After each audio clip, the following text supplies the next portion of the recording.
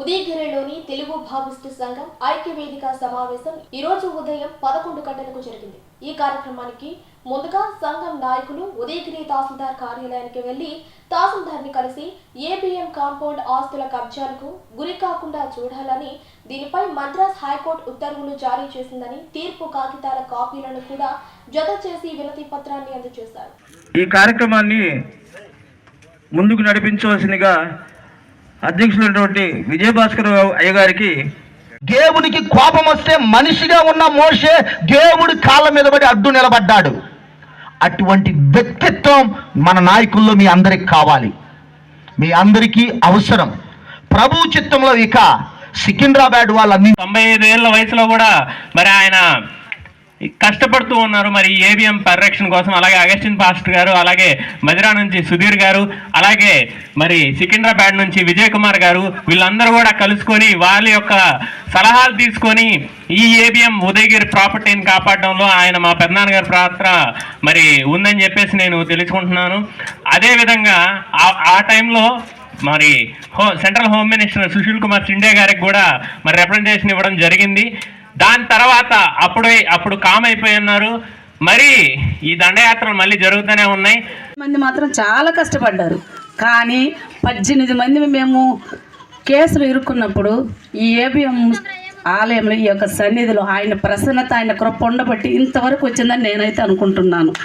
మనుషులందరిది కృషి కావచ్చు, ఆయన ప్రసన్నత, ఆయన చిత్తము లేనిది ఏదీనూ జరగదు. కాబట్టి ఆనాడు మేము 18 మంది కేసులలో ఒక 3 వారాలు 5 వారాలు కేసులకి కోర్టుకి ఉదయగిరి కోర్టుకి తిరుగుతున్నప్పుడు మేము ప్రత్యేకమైనటువంటి ప్రార్థనలో మేము అందరం చేసిన వారు కన్నీటితో, సేవకులు చెప్పిన విధంగా కన్నీటితో అందులో నా పేరు. తర్వాత దీన్ని కొంతమంది ఏంటంటే వాళ్ళ ఏజెంట్ల ద్వారా ఈ 3 రెడ్లకి ఎవరికైతే అమ్మారో ఆ రెడ్లకు అమ్మినప్పుడు ఆ అమ్మినటువంటి ఆస్తి ఇట్లాంటి అమ్మిని మీకు అందరికీ కూడా చెప్పాం. కొన్ని కోట్ల రూపాయలు, 100 కోట్ల రూపాయలకు సంబంధించి అమ్మారు. ఈ డబ్బులన్నీ కూడా మేము ఏదన్నా ఒక ఫీల్డ్కి వెళ్తున్నాం, ఫీల్డ్కి వెళ్ళి ఆ ఫీల్డ్లో నీ చర్చి దగ్గరికి వెళ్ళి ఆ చర్చిలో వాళ్ళకి చెప్తా ఉన్నాం ఏమని, మీరందరూ ఐక్యంగా ఉండాలి, పాస్టర్ గారిని మంచిగా చూసుకోవాలి, మీ ఆస్తుల్ని మీరే కాపాడుకోవాలి, మీ ఫీల్డ్ ఆస్తుల్ని, మీ చర్చి ఆస్తుల్ని అని చెప్పి చెప్తా ఉంటే చాలామంది కొద్దిగా ఎదురు చూపులుగా ఉంటున్నాయి వాళ్ళ చూపులు. ఏమని, మీరు వచ్చారు మాకేంటి ఉపయోగం అన్నట్లుగా ఉంటా ఉన్నారు. మేము ప్రధానంగా చెప్పేది ఏంటంటే చర్చీలకు సంబంధించిన వాళ్ళు ఇప్పటి వరకు కూడా మిమ్మల్ని అందరిని కూడా వాళ్ళు ఇస్తే ఏదో పుచ్చుకునే వాళ్ళుగా చూశారు. వాళ్ళు ఏదో దానం ఇస్తే మిమ్మల్ని పుచ్చుకునే వాళ్ళుగా, ఒక సంచి, ఒక బైబిలు, ఒక కీర్తనల పుస్తకం, అట్లనే ఒక 1000 రూపాయలు 2000 డబ్బులు ఇవ్వటం, ఆ తర్వాత 2 పూట్ల భోజనం పెట్టి పంపించటం. ఇట్లా చేసి పాస్టర్లు మొత్తాన్ని కూడా తమ గ్రిప్పులో పెట్టుకోవటానికి వీళ్ళందరూ నా వాళ్ళే అని చెప్పేసి చెప్తున్నాడు.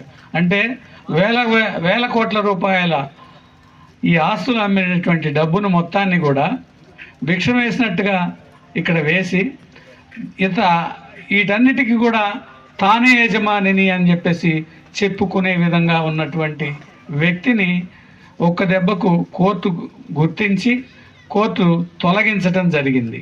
కాబట్టి ఇది అందరికి కూడా మనకి మంచి విజయాన్ని కోర్టు మనకు మంచి విజయాన్ని అందించినట్లే. అట్లా ఎన్నికలకు సంబంధించి కూడా ఈ అవకతవకలకు పాల్పడిన వాడిని వీటన్నిటి కూడా వద్దని చెప్పేసి చెప్పడం జరిగింది, ఉండటానికి వీల్లేదని కూడా చెప్పడం జరిగింది. కాబట్టి ఫీల్డ్లో మరి రేపు పొద్దున చర్చీలకు సంబంధించి మా స్వయం ప్రతిపత్తి ఏంటి, మేము ఎట్లా బలపడాలి అనుకుంటే ఏ చర్చికి సంబంధించినటువంటి ఆస్తుల్ని వీటిని కూడా ఫీల్డ్ పేరుతోనో లేకపోతే ఇంకా రీజన్ పేరుతోనో ఈ అమ్మకాలు కొనుగోలు చేయటానికి ఎవరు కూడా సాహసించని విధంగా, అటువంటి వాళ్ళని దూరంగా పెట్టే విధంగా మన అందరం కూడా నూతన కమిటీని ఎన్నుకోవాల్సిన అవసరం ఉంది. అట్లా ఎన్నుకున్నప్పుడే మన ఫీల్డ్ కానీ, మన ఫీల్డ్లో ఉండే చర్చిలు కానీ ఇవన్నీ కూడా నిలబడతాయి. కాబట్టి ఇవి నిలబడినప్పుడే మనందరినీ కూడా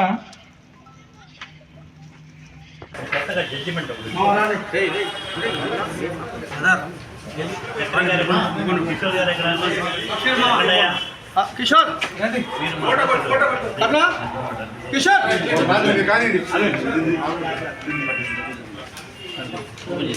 మీరు కూడా కొంచెం సైడ్ వస్తుంది నేను లోపలికి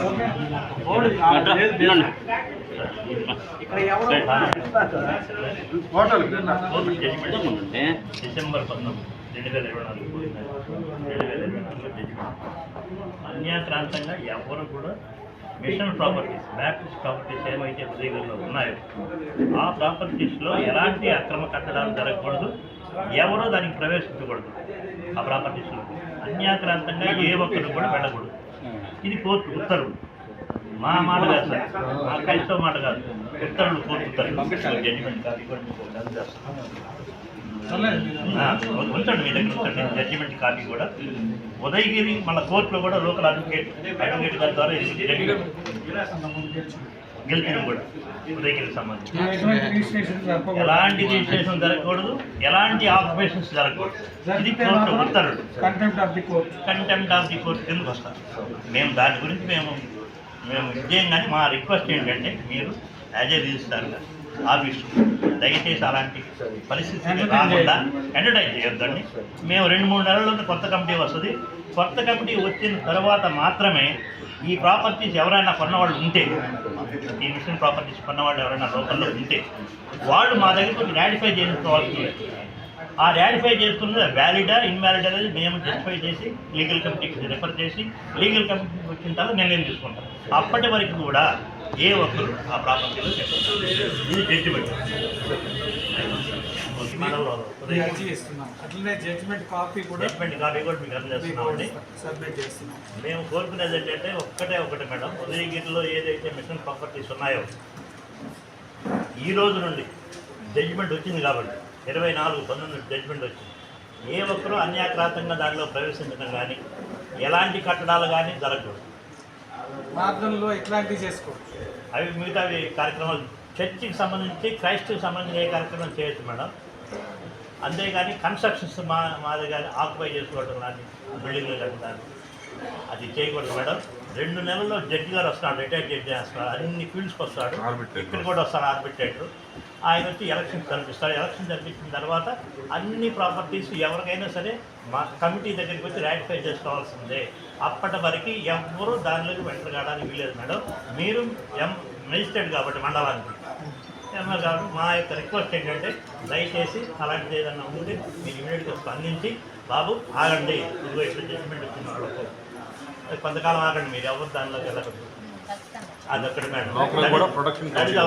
ఇదిగో మేడం లోకల్లో ఎక్కడ వెంకటయ్య గారు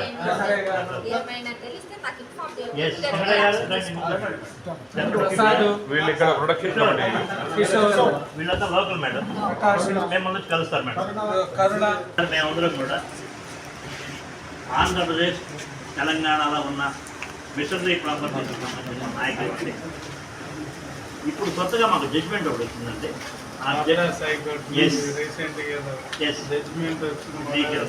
పేపర్లోనో మీడియాలోనో చూసేది. అవునండి, జడ్జిమెంట్ వచ్చింది సార్.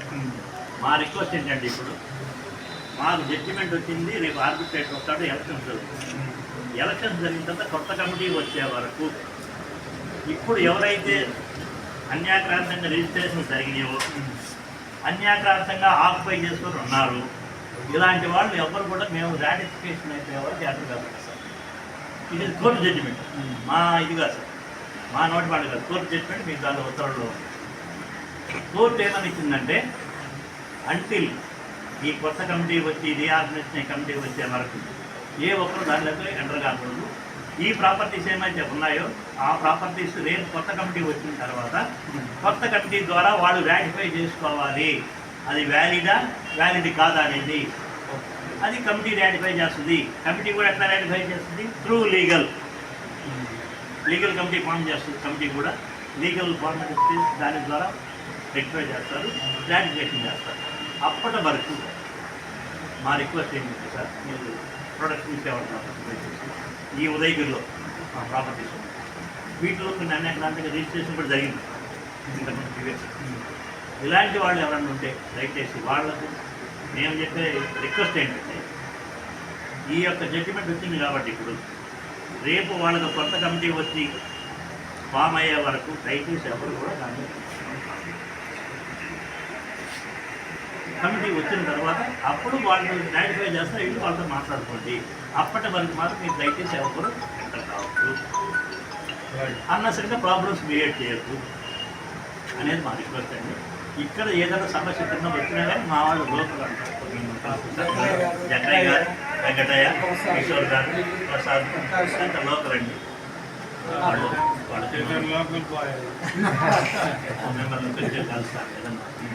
ఈరోజు కూడా మా మీటింగ్ ఉంది సార్. ఆల్రెడీ మేము మీకు రాత్రి లెటర్ కూడా ఏమని చెప్పాను నేను.